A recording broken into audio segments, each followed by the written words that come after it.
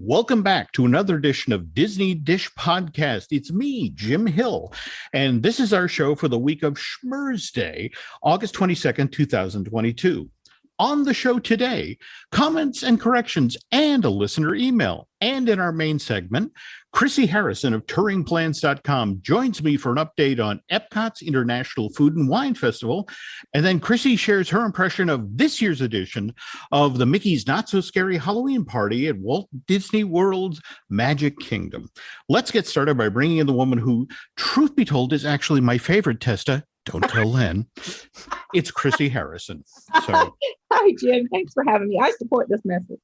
Well, I cannot tell you the number of times people run in is like right in like, oh, we so enjoyed the show that Chrissy was on it, and you and Len are nice too. I paid them all. It's money well spent. Well, there we go.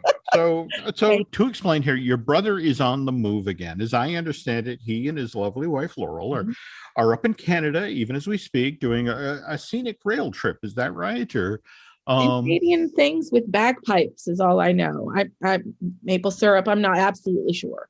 Okay. Yeah. Well, I actually did this once back in 1985. This was the year that Amtrak was supposedly teetering on the brink of bankruptcy, and I got invited by the PR team at Disneyland to come on out to Anaheim. That was the year they were doing their 30th anniversary party for Disneyland. So they were holding a 30-hour-long party at the park. And I remember a lot of people going into great moments with Mr. Lincoln because that then allowed them to sleep for 20 minutes. So I was in the Army at the time. I used my 2 weeks of leave that I got annually to, for what I thought would be this epic train trip around, again, out to California and back, and scenery from Chicago to Seattle, and then Seattle down to LA, and then LA all the way back to Boston was spectacular. But the first leg, Boston to Chicago, was basically a trip that took you by everybody's overgrown backyard that had a rusted out car in it. Closing credits of a 1970s sitcom. There we go. Yeah. There we go. So has Len checked in since he's been away, or? Literally just to brag or make me feel poorly about sweating in the Magic Kingdom. Just literally like, oh, there's a bagpipe on the dining car, and we got the deluxe food package. How is your Casey's hot dog? That's he's really taking a real vacation, and much deserved, much needed. I agree. And speaking of food and that sort of thing, I did hear him on the train. Evidently, they make stops as they cruise by Canada's more scenic spots, and your brother was looking for suggestions about where he and Laurel could possibly go to eat once their train stops. And I suggested, well, if the train stops in Dog River, he and his wife should go to the Ruby for one of their world famous chili cheese dogs. Or if the train stops in Melonville, there's always Dr. Tung's 3D House of Pancakes. Last I heard, the train was going to stop in Letterkenny, which is why Len and Laurel were trying to decide whether not to go to Modine's or to eat at the restaurant. And Canadian sitcom fans will get those jokes. Anyway, before Christy and I get started here, we would, as always, like to thank Disney Dish's most recent subscribers, and that is Glass Joe, Brother Bacchini, and Dave Jackson, as well as longtime subscriber Paul Shear, Texas Bill, and Sniffles54. Now, Christy, if you can believe this, these 6 individuals are the people who actually poke guests in the butt as they are attending screenings of It's Tough to Be a Bug inside of the 3D theater that's located in the Tree of Life at Disney's Animal Kingdom theme park. Disney doesn't hire just anyone for this position. There is a lengthy audition process. One must prove that you can scuttle around within a darkened theater in complete silence. You also have to have an extremely strong index finger. Upside is you get to keep all of the gum that you scrape off of the bottom of those seats. The educational portion of the show is always, it's enlightening. Your brother set such a high standard. That was a pretty good one though, Jim. That was good. I try. Okay, and now the news. And the news portion of today's podcast is brought to you by Storybook Destination, trusted travel partner of the Disney Dish.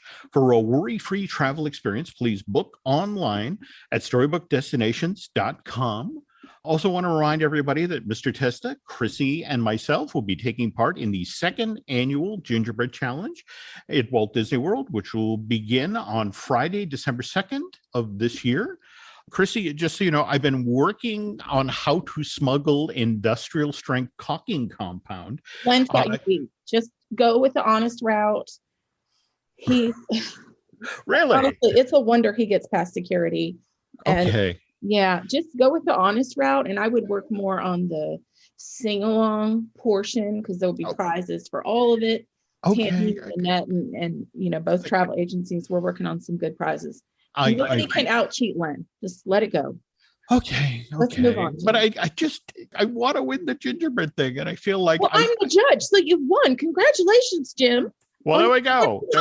I was sweating it. Oh, okay. Well, we're done. Okay, cool. I've said from the beginning, it is biased and it's completely at my whim. So well done. I am loving the odds here. Okay. Oh, by the way, another reason to attend the Gingerbread Challenge is that Len and I will be recording a version of Disney Dish there live on site in front of a live audience. So tickets are still on sale. Yeah. There we go. Head over to trainplans.com. Okay, follow up on some stories we've done earlier here on Disney Dish. The last time Mr. Testa was away, I had Banks Lee, who's a member of the PR team at the Legoland Florida Resort, on as my special guest. And Banks gave us an overview of the whole operation there at Winter Haven, a lot of the changes that have happened at the park over the past 10 years. And during that time, Banks was proud to say that the Legoland Florida Park was the very first theme park here in North America to become a certified autism center, which the folks at Sesame Place, now mind you, the original one in Middletown Township, Bucks County in Pennsylvania, which opened in July of 1980, they reached out to say that they were in fact the first theme park to be designated a certified autism center. And they'd actually been certified back in July of 2018. So reached out to the folks at Legoland, Florida to try to clear up the confusion here. And it turns out that this resort set out in Winter Haven is the first theme park resort to become a certified autism center. So again, the difference here is theme park versus theme park resort. Also, Chrissy, when Sesame Place, the San Diego version, opened on March 26th of this year, it was 5 days later that it became the only theme park on the West Coast to then be designated as an autism center. So evidently the reps have to go to the park and sort of check this out. Are you familiar with the program they do here where you can literally walk up to the outside of an attraction and they'll tell you there will be information for parents who have kids on the spectrum to the effect of, okay, the show is this loud and it's this long. And so, going into each of the shows, what you're dealing with. Park. Have you been out there yet to the Peppa Pig? When Nancy and I were down in Florida, I want to say the tail end of June, early July, we swung over there for the day, and it's a tiny little park. I want to say they'll tell you like noise levels and sensory. Yeah. Well, what's kind of interesting is they had that there from the get-go, whereas Legoland Florida went in and the whole resort got certified earlier this year. So also, while we're sticking with news related to the West Coast, Len and I recently talked about the version of Interventions that opened at Disneyland Park back in May of 1998 as part of the new Tomorrowland, and mentioned that Kaiser Permanente was in there as one of the sponsors. They had an exhibit there in the Interventions building, which was the old Circle Vision Theater.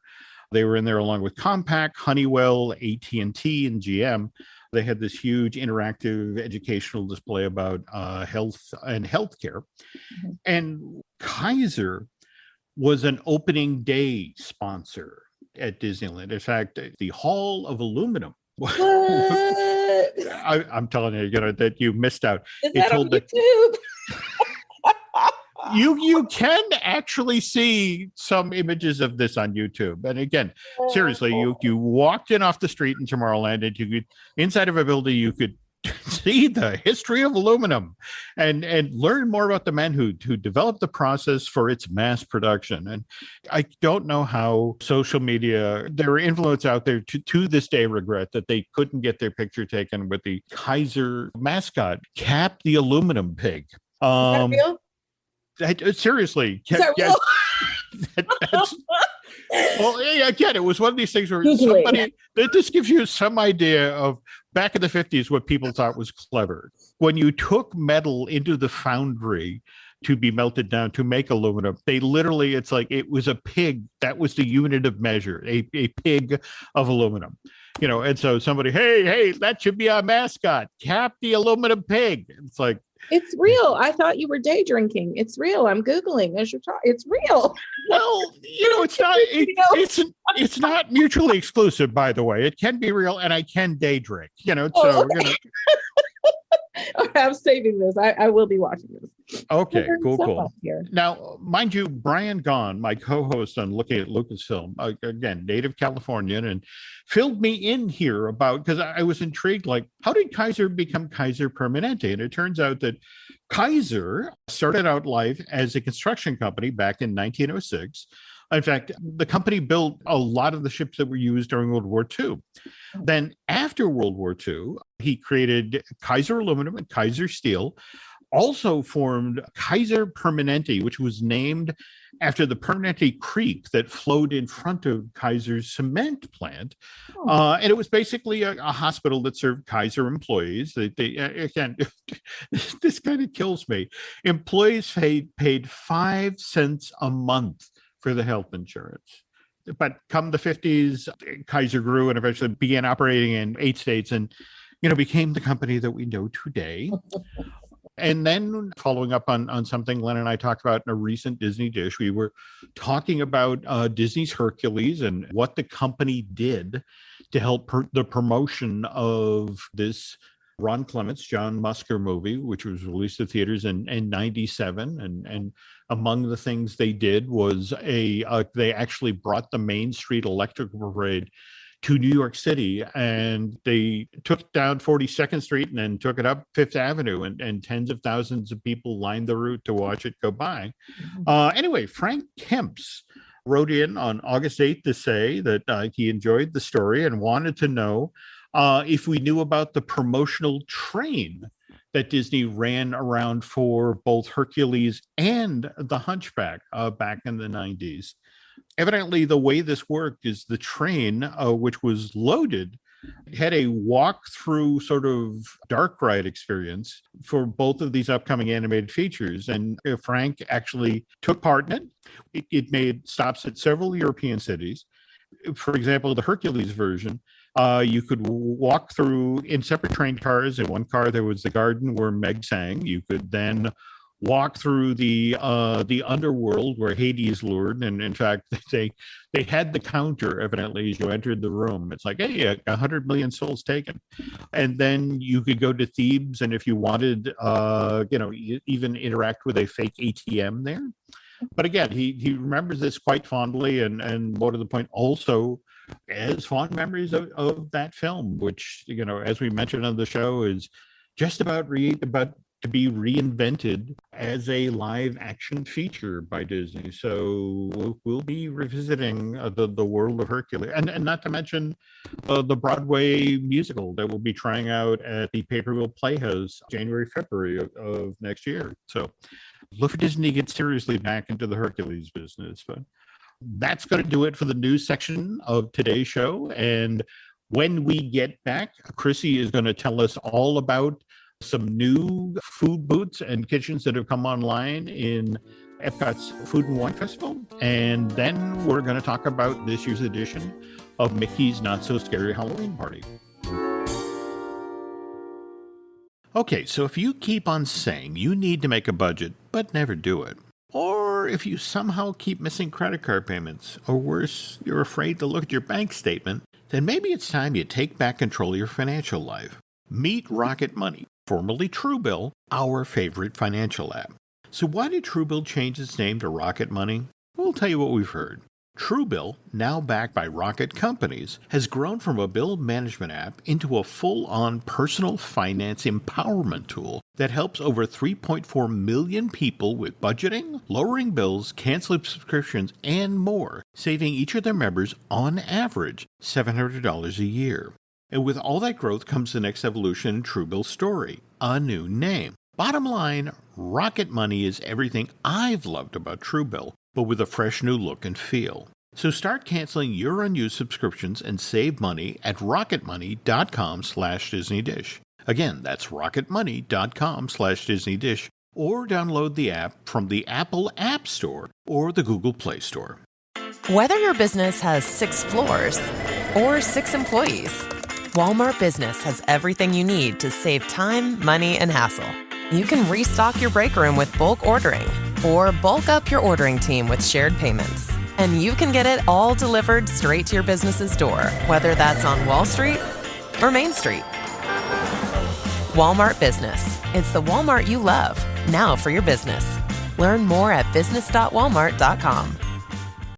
Wish you could become a morning person? You know the type, up before the sun, early morning runs, first one to the office with donuts and a smile. How do they do it? Easy. With the new Galaxy Watch 8, sleep tracking and personalized insights from Samsung Health help you improve so you can wake up to a whole new you. One who, dare I say it, skips the snooze? It's possible. Train your sleep with Galaxy Watch 8. Learn more at Samsung.com. Requires compatible Samsung Galaxy phone, Samsung Health app, and Samsung account. Okay, Chrissy. So 4 new, what are we calling them these days?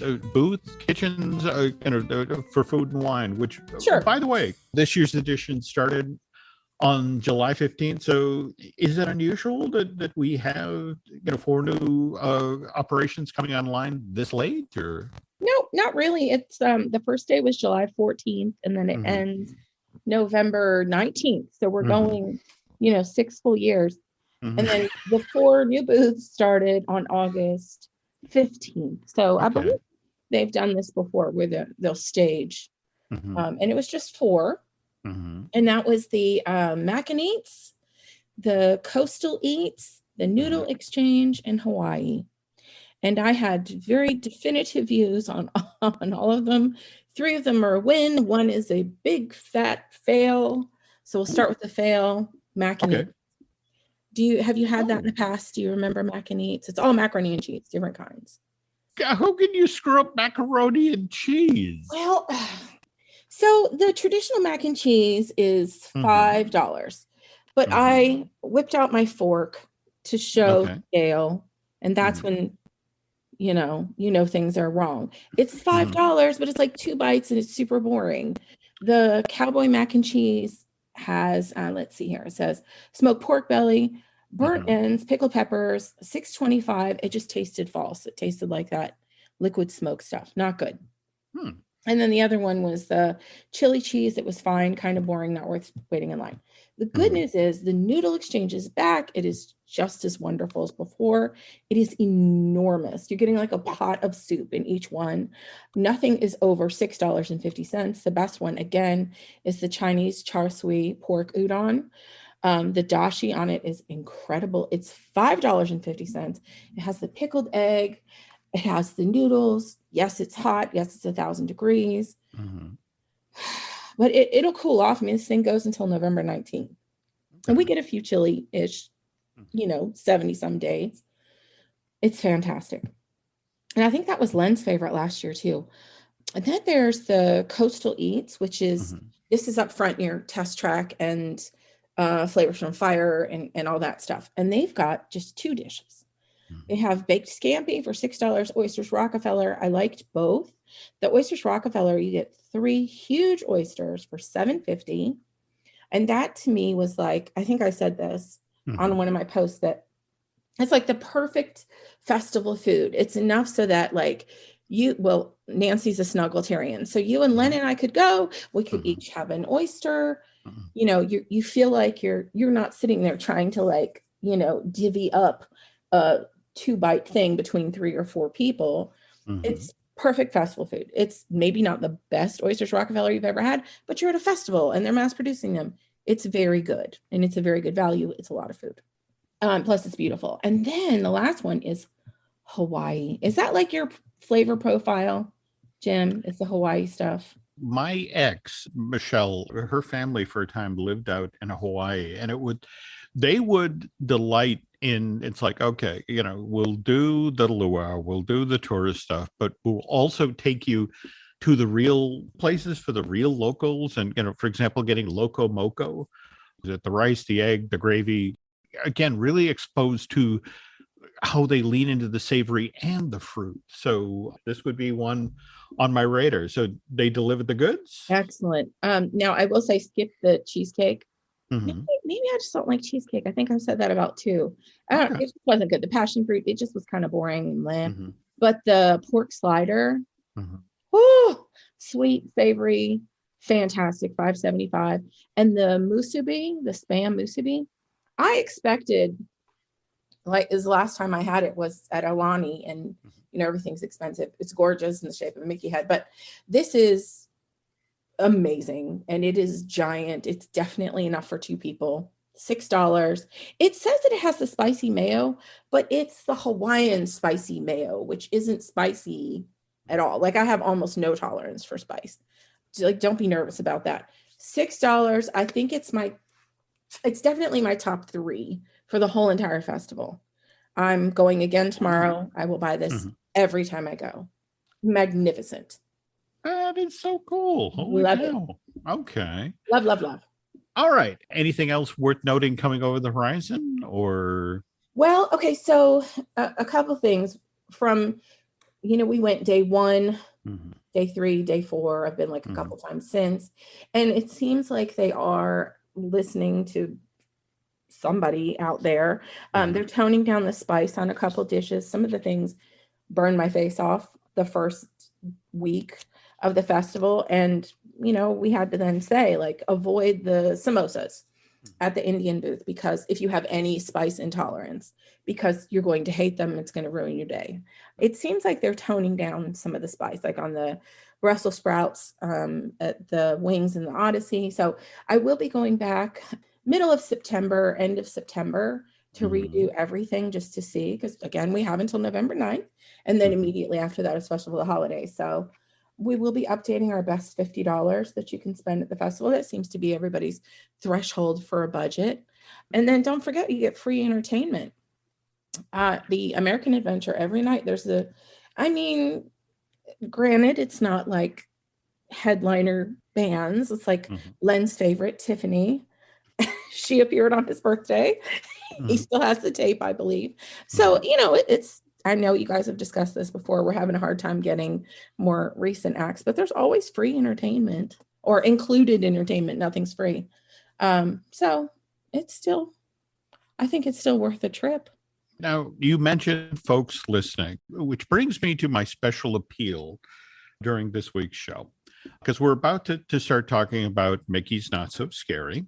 And of course, they also do Halloween on the West Coast. And one of the more in-demand tickets for Halloween events was for the Oogie Boogie Bash, Disney's Halloween party, which was held at Disney's California Adventure. And last year, I want to say it took them 6 weeks to sell the tickets to the event. And this time around, tickets went clean in just a couple of days. And Chrissy is touring plans lady on the go. She is the lady on the ground.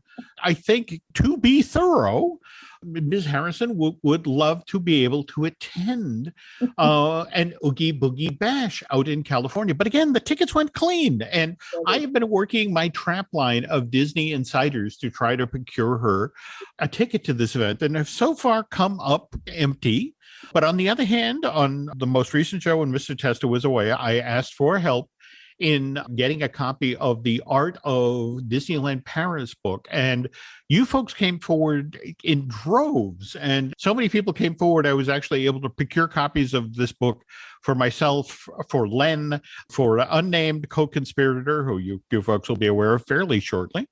And so I'm asking again, I'm putting out a request here where we want to get Chrissy into an Oogie Boogie Bash so that she can then come on the show here and tell us all about it. So if there's somebody out there with an extra ticket that's willing to surrender it or offer it at a reasonable price, we'd love to take advantage of that so Chrissy can then report on this event. So yeah, I'll buy all your snacks. I'm good company. I'm reasonably fun. Thank you, Jim, for doing She did it totally fun. Trust me. This would be a great addition to your party at the party. So, again, if anyone can help us out here, please reach out. All right. So again, just now to pivot back to Mickey's Not So Scary. And I have to tell you, Chrissy, with the very first one of these, once upon a time, the very first Mickey's Not So Scary was held at the Magic Kingdom on Halloween night. Just one night. All right. I don't believe it. All right.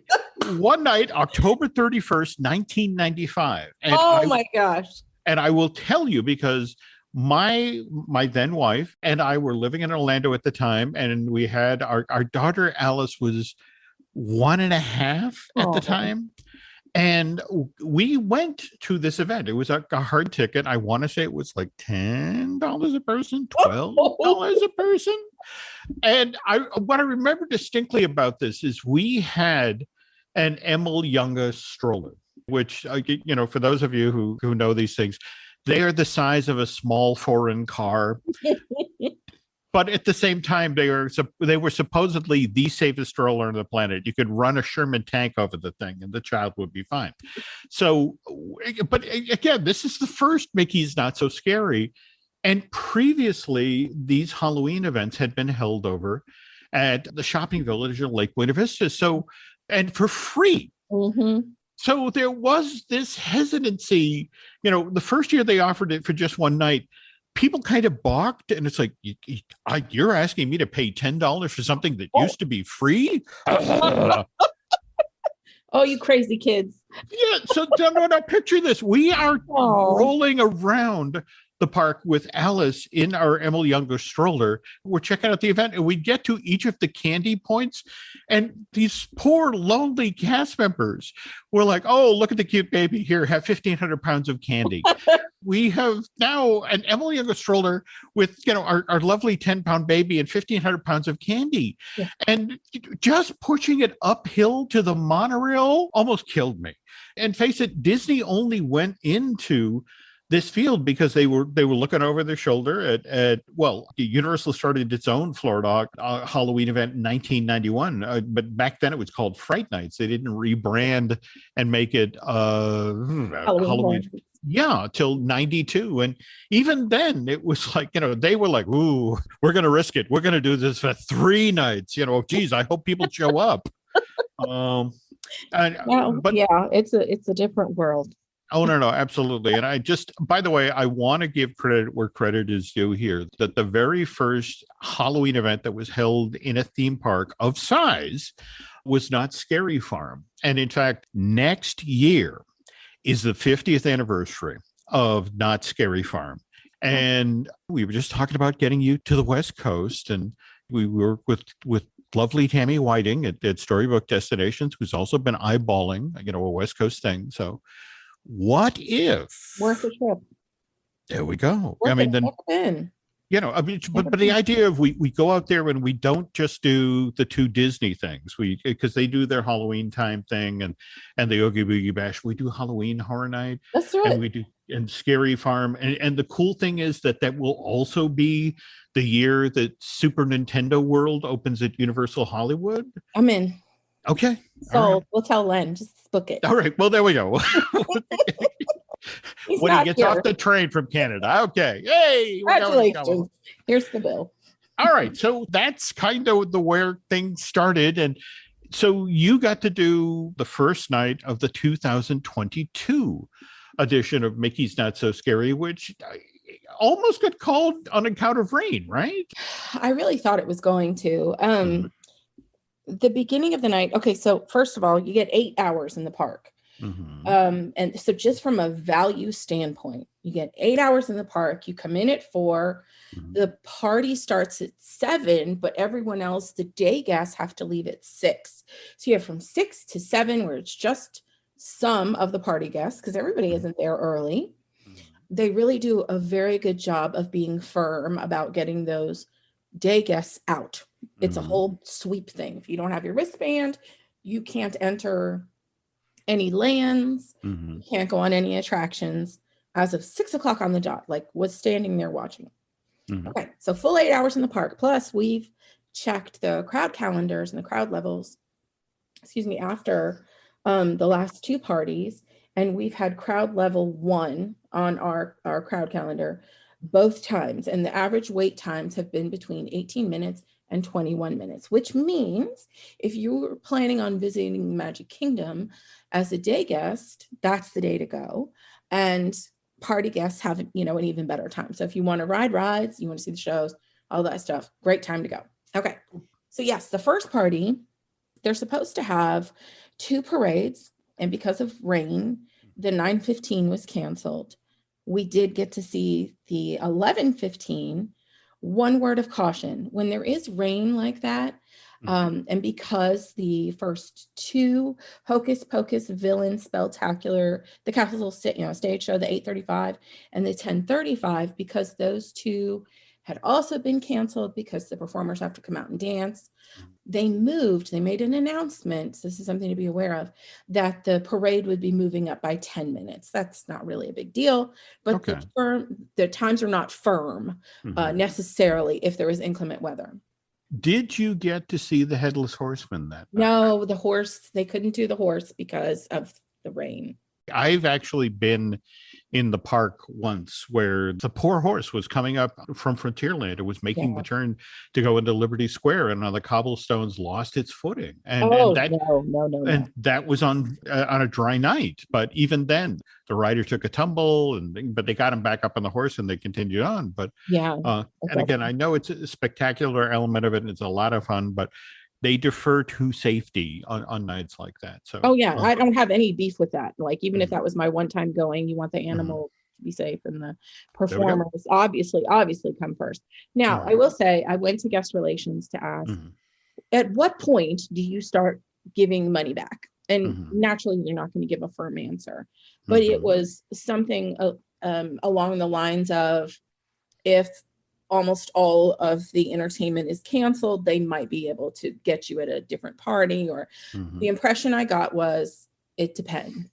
Okay. So I was able to see every bit of the entertainment. It just wasn't like, I was planning on doing both parades, and obviously there's only one fireworks show. We got to see it. It was wonderful. The Jack Skellington puppet was... Isn't that amazing? Oh my gosh. It was amazing. Like chills. By the way, that's Michael Curry, the gentleman who did the puppets for The Lion King on Broadway.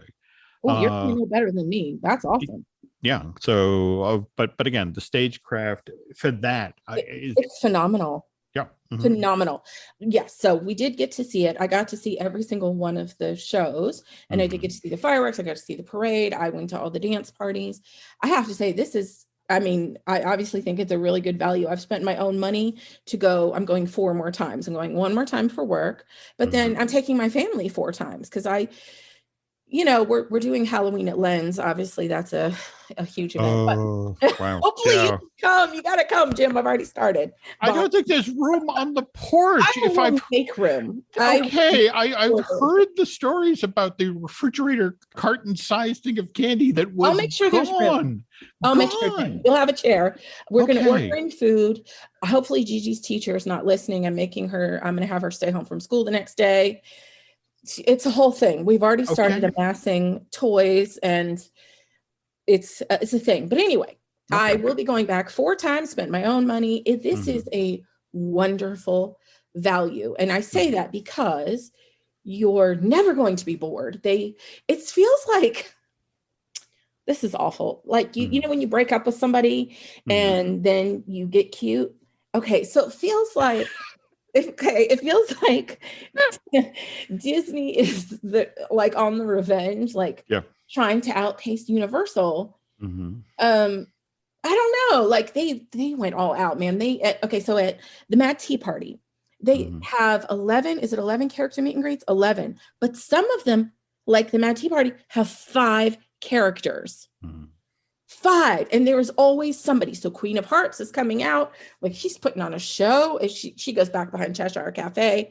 And then, she's like messing with guests and stuff and just being hysterical. And then now come Tweedledee, Tweedledum. And then you've got, it's a lot. Then you have like at Pooh's Thoughtful Spot, you've got Pooh and Tigger. So at a lot of them, it's not just one character. So yes, there are 11 spots, but like up front, you've got Mickey and Minnie in their little vampire costumes. You've got Sally and Jack. So that's one spot for huge characters.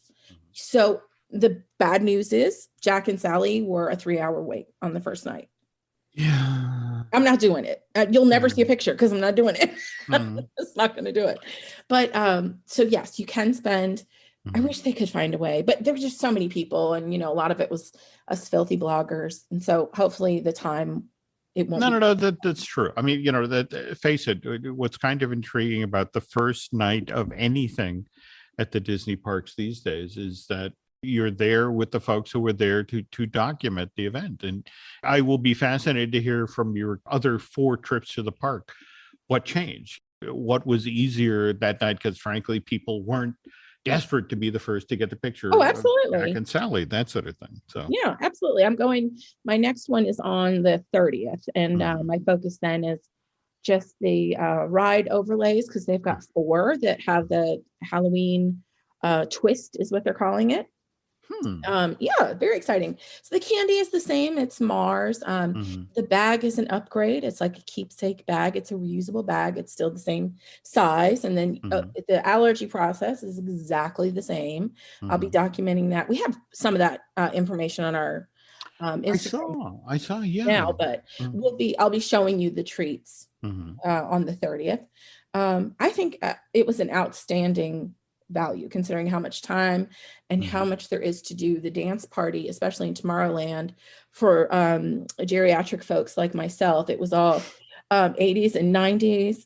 So I was having a hard time leaving and actually working, because I'm telling you, I mean, that's where you'll find me for the parties I'm going for fun, unless Gigi has her way. So it's a wonderful, wonderful party. So much better than Boo Bash, like not even close. All right. One thing I guess I will caution folks about is September 30th of this year, Hocus Pocus 2 debuts on Disney Plus. And the company has already begun its promotional push. And obviously the Hocus Pocus Spooktacular in front of the castle. For me, it's always fascinating to watch people treat Winifred and her sisters like rock stars. And Disney does a beautiful job of casting folks each year to play those roles. And I just want to warn people that if you're going to one of the Halloween parties after the 30th, that's going to go from crazy to super crazy. That's a good point. And so you might want to, what's your advice there? Maybe grab one of the later shows? Oh, yeah, because all the kids are gone. They're asleep. Okay. All right. Oh, yeah. So, and again, it's the same show, same beautifully done with every one of the Disney villains up there. So great fun. Be sure to check that out. And they actually add a show in October. So for August and September, the Spectacular has 3 shows at 8:45, 10:45, and midnight. Just go to the midnight. And then October 2nd through Halloween, it's at 7:40, then 8:35, 10:45, and midnight. So yeah, dude, go to the midnight. That's smart, Jim. No, that is, but at the same time, it's recognizing that on the back of Hocus Pocus 2, that enters the white hot center of pop culture at that point. And That's good advice. So, just going to be interesting to see if they make any changes to the show to reflect what's in the movie. But I'm sorry, I forgot to mention, and please forgive me, I failed to mention this. When there is rain, they will have the Spectacular. It is modified. It is not as awesome. You will not see the Dr. Facilier dance. They're going to protect the performers. So Okay. they're just going to come out and then they'll sing a little, but it's not the full show. Mhm. The excellent news is our rainy season is over in October. So if you're going Mhm. closer to Halloween, yes, you're paying more, but you're getting more options for show times. And the chances of rain for 3.5 hours Mhm. is slight. Sorry about that. Okay. Well, as always, Chrissy, you did an amazing job keeping us up to speed here about food and wine, and now Halloween Horror Night. And want to have you back on the show. And in fact, we can have her back on the show, folks. If somebody coughs up that ticket for the Oogie Boogie Bash in California, Thank you. okay. No. I so want to I get you to appreciate that. And more to the point, I want to hear your take on it because it sounds like such an amazing take in. So, Wow. well, anyway, Chrissy, thank you so much for filling in for your brother Len, and of course, where can folks find you online? Touring plans. Well, what a Schlepping surprise! away in the park. Yeah. There we go. Okay. Oh, by the way, you can find more of me over at Jim Hill Media. And if you haven't been over to that website in a while, Eric Hersey has been doing an amazing job of taking a number of the stories, which I originally read here on the Disney Dish, and turning them into terrific looking articles. Eric has also been digging down into the JHM archive and unearthing some of the stories that I've written for the web over the past 25 years. I'm very old.